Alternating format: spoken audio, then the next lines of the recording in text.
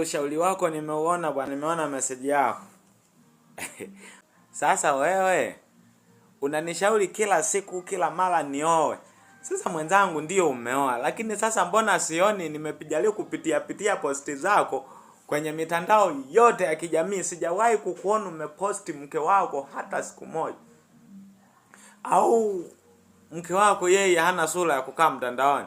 Yaani hapo ukitaka kumuelekeza mtu kwamba aoe, itabidi walau na wewe uonyeshe mfano. Mtu aliyeoa hujapotea wala hujaangamia wala nini, ndio unaweza kukaa ushauri mtu. Kama ukiona wewe mke uliye naye mwenyewe bado inakuwa changamoto, usihangaike kumshauri mtu, utakuwa unampoteza tu. Usimshauri mtu aingie kwenye ndoa wakati mwenyewe ndoa yako haieleweki. Ushauri ndio tunapokea, lakini kwenye hapo naomba hilo swali niachie mwenyewe.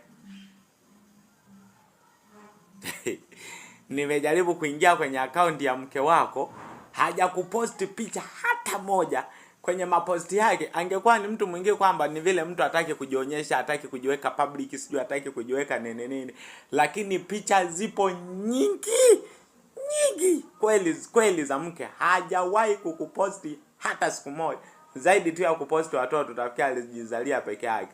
Alafu naingia kwenye posti zako sasa, umeposti nyingi mpaka umeposti hadi shangazi zako, binamu zako, wajomba zako, shemeji zako, binamu yako, wifi yako, Mariamu bibi yake, mzabi yake, wabi yake na bibi yake, wote umewaposti. Alafu picha ya mke wako hata siku moja.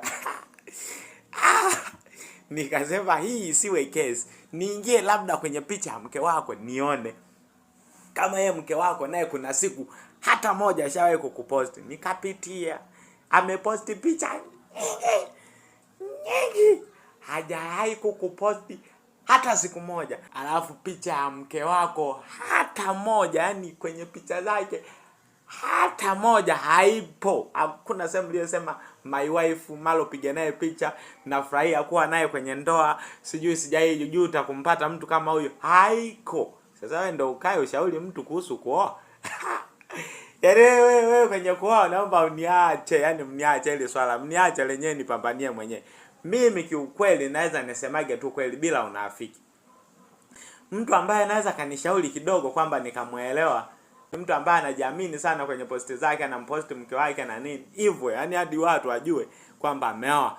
Na kwa sisi kwenye kujiongeza akili zetu tunajiongeza kwamba huyu hakutafutiwa au huyu hakumpata kwa bahati mbaya, pamoja na kwamba binadamu hakosi mapungufu.